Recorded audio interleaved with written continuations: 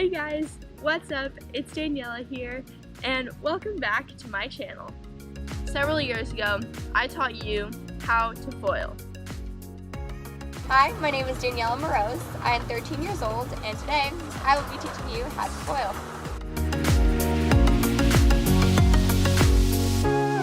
So hopefully you all are very proficient foilers right now and are excited to learn more. So today I'm super excited because I'm finally putting together my very own instructional video on how to tack.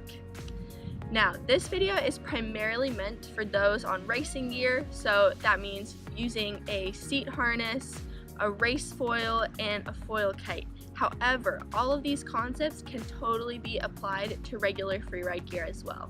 Now, before I start going straight into the tack, let me tell you this. If you take nothing else from this video, please, please, please, always look before you tack.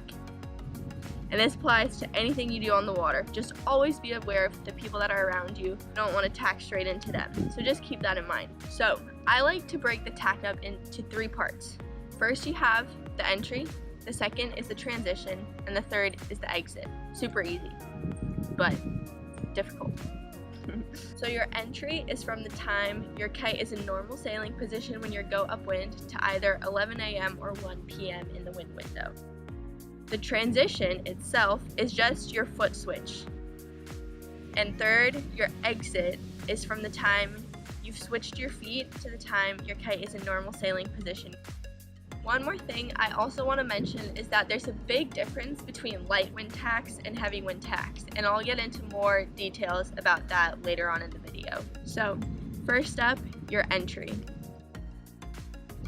At this time, you're carving the board head to wind, and you're going to start sheeting out as you're bringing the kite up.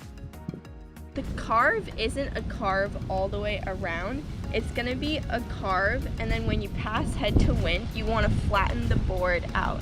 So one thing to note is that in light wind, your entry has to be a lot faster and a lot more powerful than in heavy wind, because there isn't as much pressure in the kite for you to rely on when you're actually going to be in your transition. So you can definitely slow your entry down in heavy wind, because there's going to be plenty of wind and pressure in your kite to keep you up when you're switching your feet. One more super good tip about your entry is look under your leading elbow when you're carving your board upwind. You ever heard the expression, you go where your eyes go? If your eyes are turning, so will you. Next is the transition. As I mentioned, the transition is marked by the foot change, and this is the part that probably trips the most people up. You shouldn't actually start taking your back foot out of the strap until your board has passed head to wind.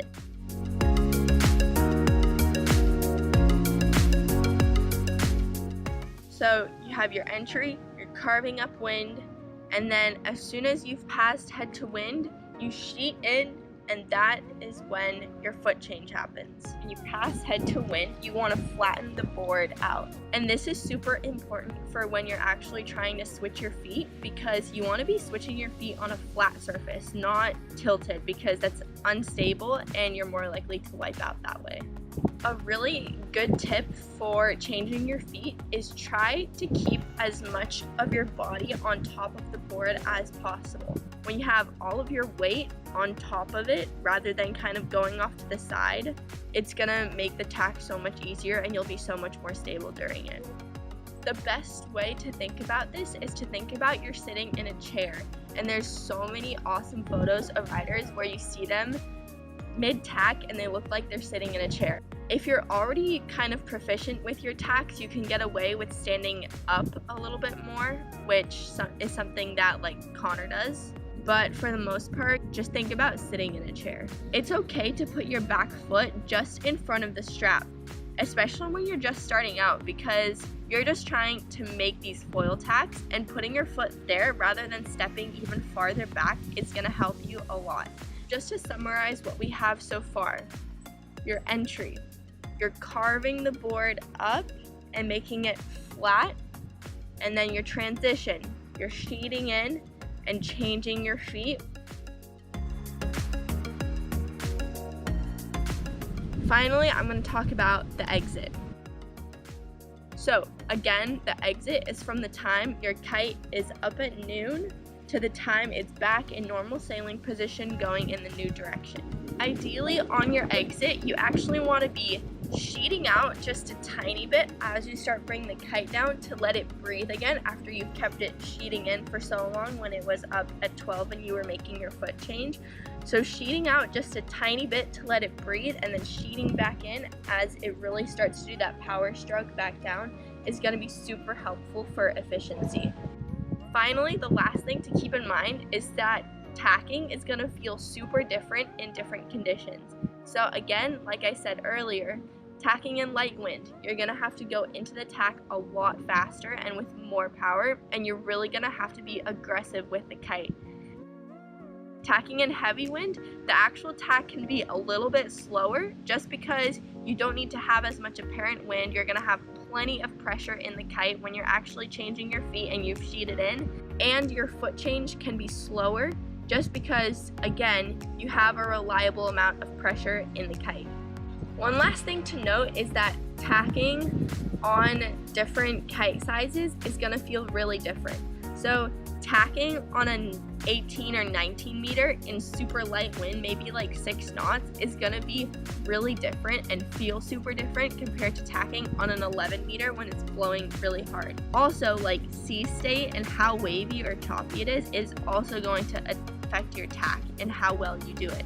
So just be patient with yourself and really learn how each of your pieces of gear kind of behaves and reacts in each of those conditions. In the end, knowing your gear better will make you a better rider. I know it's a lot and it's going to be really difficult at first, and it's going to take a lot of wipeouts before you get your first one, but I really believe in you guys. Keep practicing because you will get it. If my dad can do it, you can definitely do it.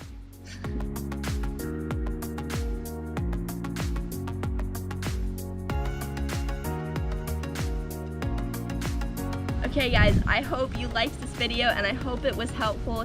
If you have ideas for what you want me to film, please leave them in the comments below. It's a huge help because I just want to create content that you guys want to watch. If you enjoyed this video, please give it a thumbs up and don't forget to subscribe. Alright, good luck on your tack. Cheers guys!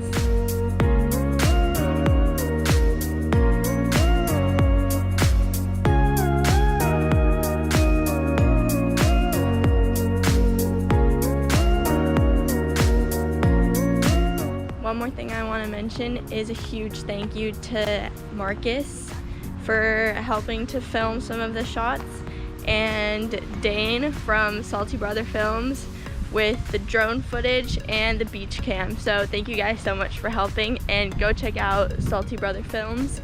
I'll leave a link in the description.